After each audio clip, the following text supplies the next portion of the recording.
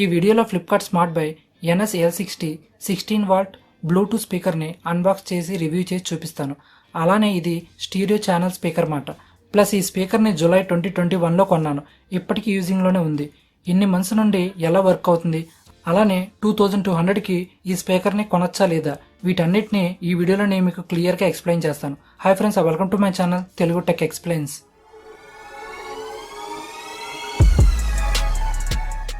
Box అయితే ఇలా ఉంది.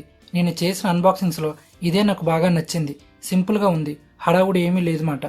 Just logo and back side కొన్ని డీటెయిల్స్ మెన్షన్ చేశారు. ఇంకా బాక్స్ ఓపెన్ చేసి కంటెంట్ ఏమొచ్చిందో చూద్దాం.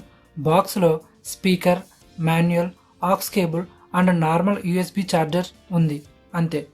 ఇంకా కవర్ రిమూవ్ చేసి స్పీకర్ ఎలా ఉందో చూద్దాం.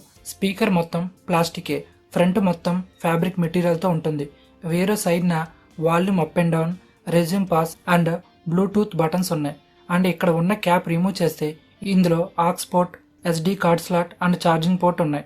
ఇది పవర్ బటన్, ఇవి ఛార్జింగ్ ఇండికేటర్స్. పక్కన మైక్రోఫోన్ ఉంది. మెయిన్గా ఇక్కడ 2 పాసివ్ రేడియేటర్స్ ఉన్నాయి, ఇవి యాక్టివే. ఒక క్లిప్ ప్లే చేస్తాను, వినండి. విన్నారు కదా బాస్ ఎలా ఉందో.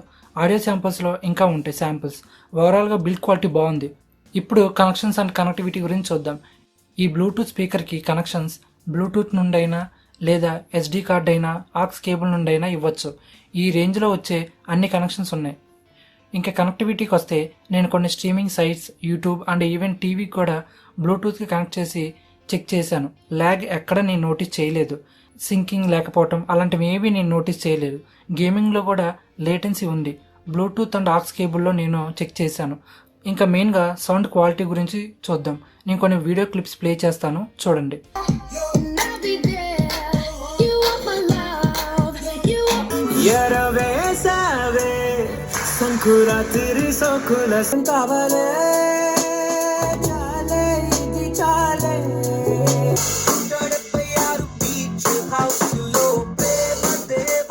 విన్నర్ కదా, సౌండ్ క్వాలిటీ అయితే ఎక్సలెంట్.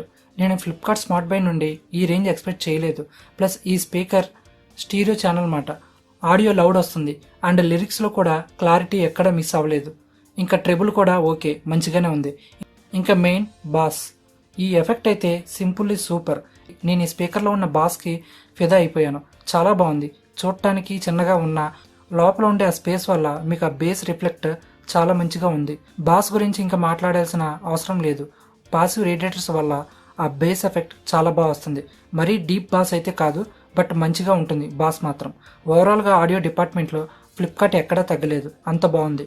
వాల్యూమ్ ఎక్కువ పెట్టినా ఓవర్ బాస్ కానీ, లేకపోతే ఇన్స్ట్రుమెంట్స్ ఎక్కువైనప్పుడు డైలాగ్స్ క్లారిటీ లేకపోవటం కానీ అలాంటివి ఏవి నేనైతే నోటీస్ చేయలేదు. సౌండ్లో ఈ స్పీకర్ సింపుల్లీ సూపర్. ఇప్పుడు బ్యాటరీ గురించి చూద్దాం. నాకు బ్యాటరీ ఒక 5 hours వచ్చింది. వాల్యూమ్ బట్టి బ్యాటరీ బ్యాకప్ చేంజ్ అవుతూ ఉంటుంది. మరీ అంత గొప్ప బ్యాటరీ బ్యాకప్ అయితే కాదు, బట్ ఓకే. ఇంకా మెయిన్ కంక్లూజన్, ఈ స్పీకర్లో సౌండ్ క్వాలిటీ సూపర్. మెయిన్గా బేస్ ఎఫెక్ట్.